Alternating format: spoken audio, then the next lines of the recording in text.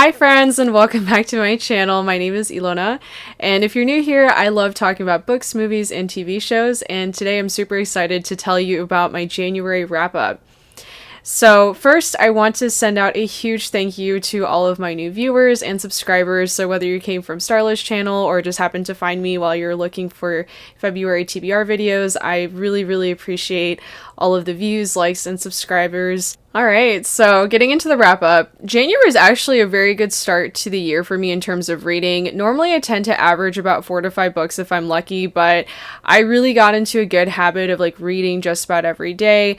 And more importantly, what I started doing is that I started kind of building an arsenal of what types of books to read and in what format that I was going to read them in. So instead of just having all physical books or all ebooks or all audiobooks, I tried to do a good job of having a mixture of the three. Having that kind of flexibility was super helpful in getting me to actually read 6 books, which is not as much as I know other people on some other channels, but definitely a big win for me because I normally am not lucky enough to finish that many books in a month.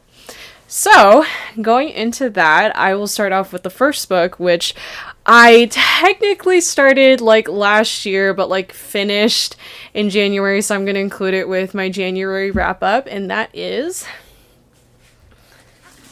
Here we go. This over. And that is She Who Became the Sun by Shelley Parker Chen. So, I was super excited when I heard about this book, this whole Mulan historical queer retelling. This had pretty much all the buzzwords that I needed to know in order to pick this up. And then just another small thing just for me personally, Shelley Parker Chen, like me, is also mixed race Asian, so that was just also another reason why I was super excited to read it. We're following this girl named Zhu who ends up taking the identity of her brother after he dies and then basically uses his identity to put herself on a path to achieve greatness. And this is a historical reimagining of the founding of the Ming Dynasty in China. So I really enjoyed the writing in this book. I thought it was very beautiful, and I also really liked the characters in the story. I thought they were very interesting, even the ones that were not as likable as some others were, but in particular I really liked the main characters. We had Zhu, Ouyang, and Ma Xiuying. My biggest issue with the book, I think, was the pacing of it. I some of the chapters were so long. I was we could have cut this down a little bit or made it into more chapters. And I do think in this book that the political there was definitely some really good political machinations in here for sure, and I really enjoyed that part, but I didn't actually like the fight scenes or the battle scenes as much. I don't think that they were as impressive. To me, I think the biggest strength in this book is the relationships that the characters have with each other. I think it really anchors the whole story together, and you can really see a huge complexity of how the other characters relate to each other. So I am not trans, so I cannot speak to the accuracy or how it may or may not be affirming to other trans people. However, I will link a video down below to Jesse's video from Bow Ties and Books. So they run this book club called the NB Book Club, and they actually did do this book recently, I believe in January, so I'll link that video down below so you can see a discussion, especially amongst people who are trans, giving their take on their feelings on this book. However, I am myself queer, so I can speak to how it made me feel as a queer person and the queer representation that I saw in there. So one of the things that I really liked about this book is that in a historical context, you would think oh, it's going to be super tragic and so much full of sacrifice. And not that there aren't parts of it that are tragic and, does require a lot of sacrifice, but I really liked how at the end of the day that this book made me feel queerness was a way for you to not only be yourself, but it was really so much more of a path to freedom than something that is holding you back. So I thought that was such a great message. Also, just on a personal level, I have definitely felt at times in Chinese cultural situations that my queerness has not been very welcome. So to be able to read a book like this and seeing that queerness still be affirmed in it was just such a lovely feeling, and it really felt super affirming to me personally. So my final rating for this book ended up being a 4.5 out of 5 stars. I also recently found out that there's going to be a sequel that's going to be written, so I am super excited for that to come out and see the story continue on further. Alright, so next I actually started a new series and I was able to finish the first 2 books, and this was also my buddy read that I do at Starla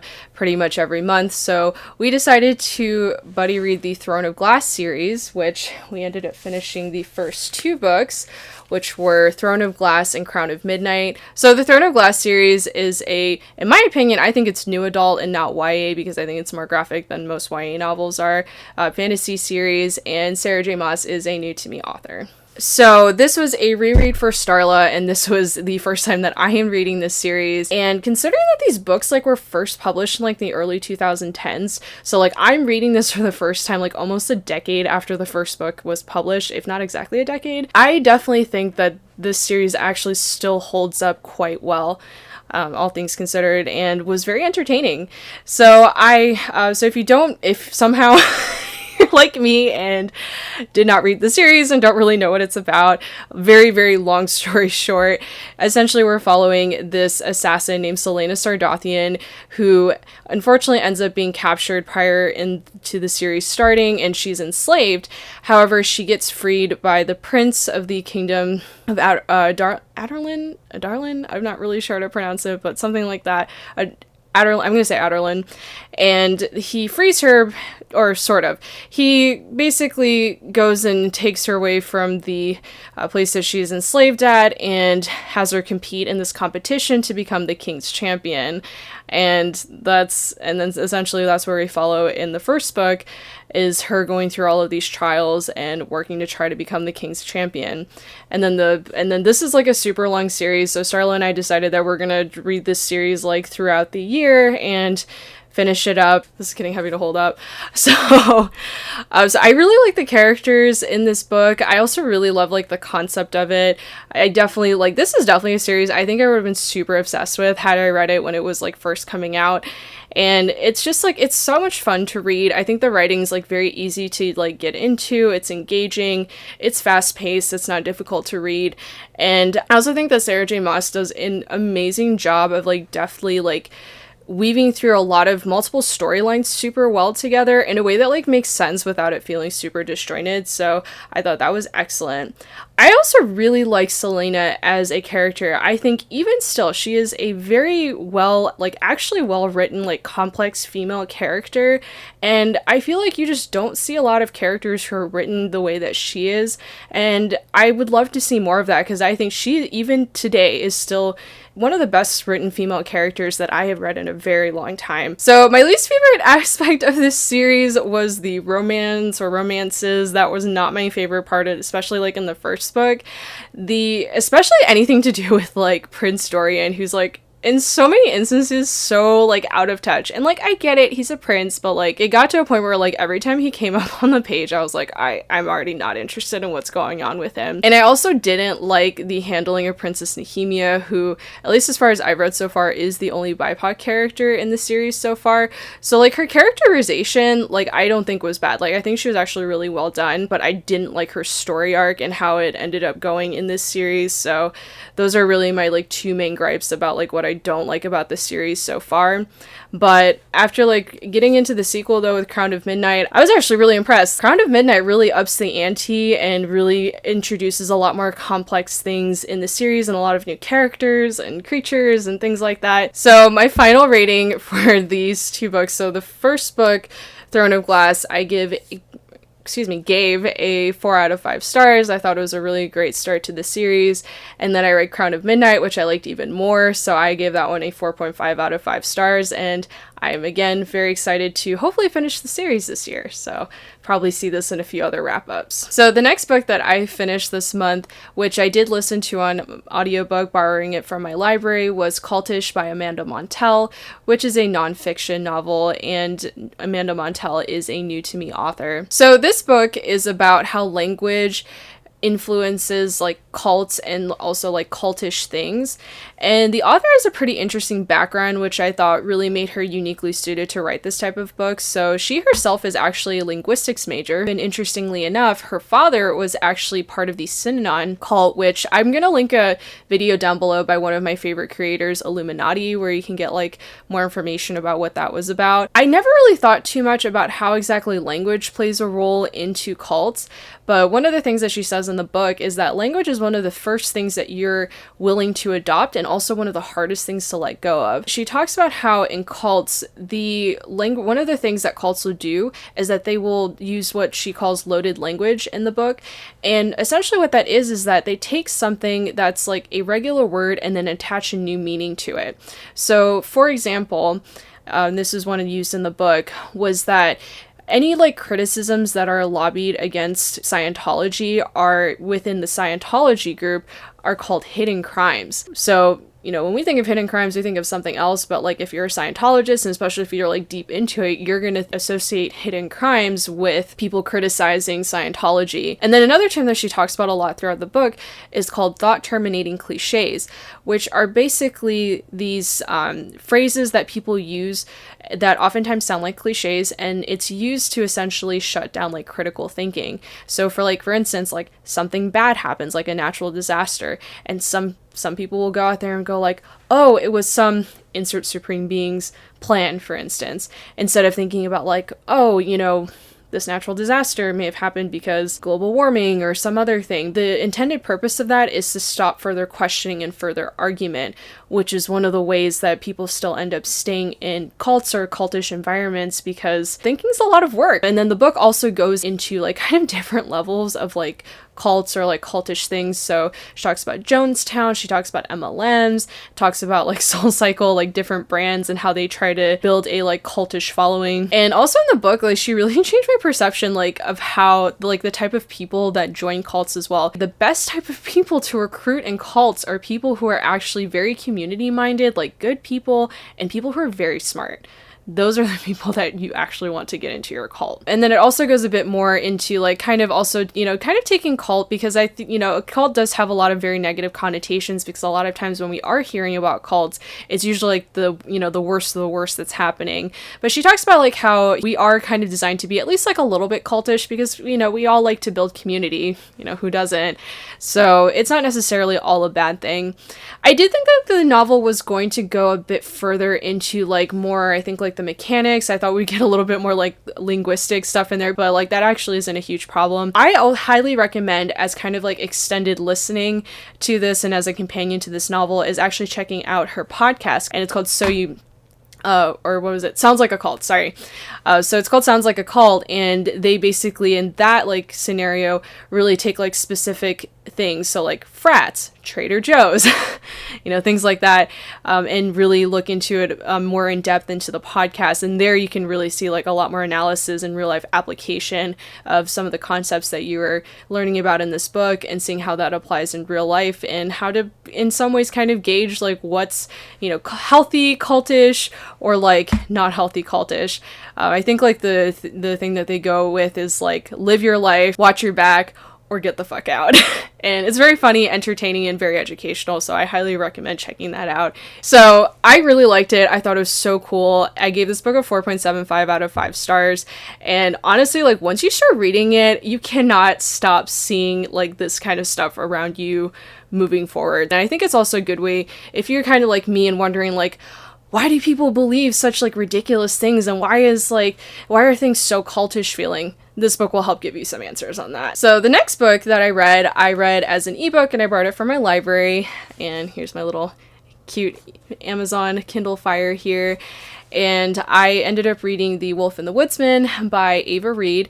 And this is a debut adult high fantasy novel, and Ava Reid is also a new to me author. This book is Hungarian and Jewish inspired, so I myself am Hungarian, so I will speak to the Hungarian representation that I saw in the book. However, I am not Jewish, so I would definitely recommend checking out Jewish own voice reviewers if you want to get a bit more insight into the Jewish representation here. So in this novel, we follow a young pagan woman whose name is Evike, and she ends up being captured by this group of soldiers known as the Woodsmen to be taken back as a magical sacrifice to the king.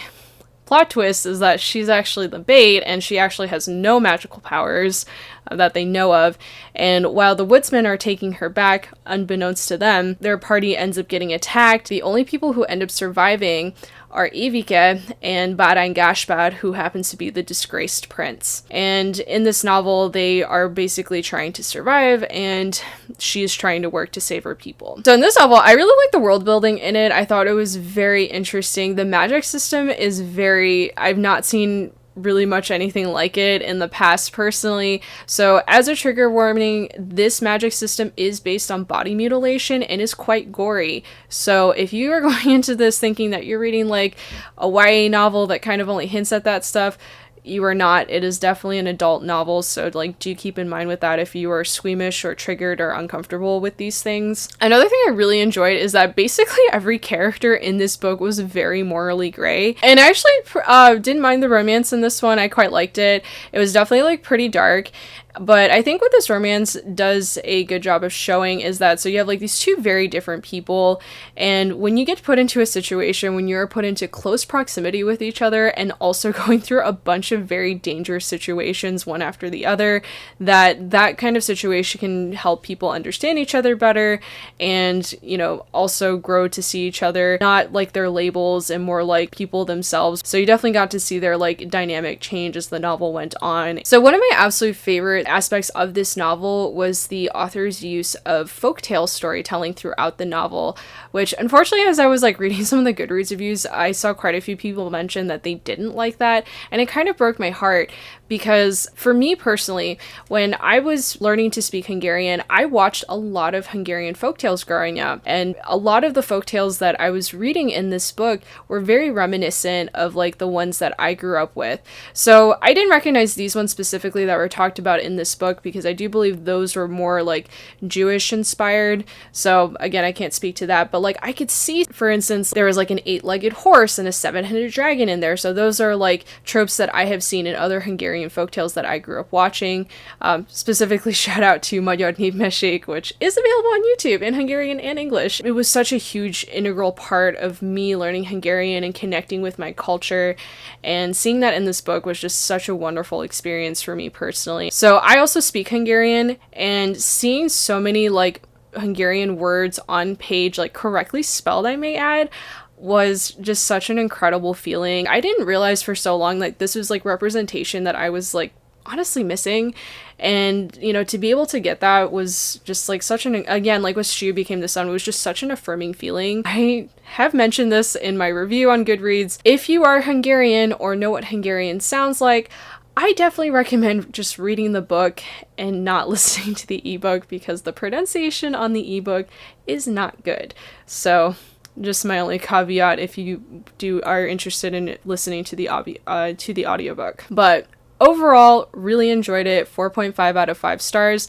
I do believe it is a standalone, so I don't think we're getting a sequel to it, but the author is releasing some new work, so I'm excited to read more from her moving forward. And the last book that I read this month, which I also read on ebook, and I read it through Kindle Unlimited, and that was Vibe by Liza James. So this book is a dark erotica romance novel, and again, a new to me author. In this novel, we are following Aura, who is an ex-cult member who escaped quite a few years back, and then she ends up meeting a pole dancer named Ruby, and they have like this very like instantaneous, very intense connection when they first meet. And then basically the novel like follows their relationship, which seems to have danger lurking at literally every turn. This book for me was emotionally exhausting to say the least. It was so many like highs and lows because this book should come with the trigger warning should be everything. And I mean just about everything. We have sexual abuse, assault, pedophilia, domestic violence, violence in general. Like, I do not recommend this to anybody who is triggered by these things, but even as someone who is not as triggered by these things, this was still a lot to read in one book. So we would have like all of these like dark and bad things happening, but then like generously interspersed throughout all of it, we would have like these like graphic, like rough sex scenes. And I forgot to mention this, but like this is queer, so like, and that was part of the reason why I picked it up. While I will say that the sex scenes were probably some of the best parts of this book, I do think that there are lots of instances where consent should have been a lot more present and a lot more discussed, especially since like the two main characters have so much trauma from both ends, like coming into this relationship. The writing itself like was very engaging. It's why I kept like going on with the book, was because like I was still like hooked into it. I still wanted these like characters to like, you know, succeed and like be in a happy relationship with each other. You know, just because like you've gone through a lot of trauma or feel emotionally damaged, that doesn't mean that you are not worthy of having happiness or being in a relationship or anything like that. Also, like throughout the novel, so like the cult that like Aura was a part of, definitely like that threat was still very much like looming throughout the whole book. So I thought like that part definitely give it more of like a thrilling aspect, a scary aspect to it. But I think what killed it for me was that there's still such a huge overlay of toxicity like throughout this whole novel. Like and this is from like everyone to like the people that both of them are associating with, to like honestly even their relationship, which like again, it doesn't really start from anything else other than like they feel like this super intense connection to each other for some reason, and it's like almost like an obsession for the two of them, and I just don't think I really enjoyed that aspect of it. Like I'm sure there's people out there who really enjoy like this like very like intense, like all-consuming type of love, and I understand that this still is fiction, but that was I don't know.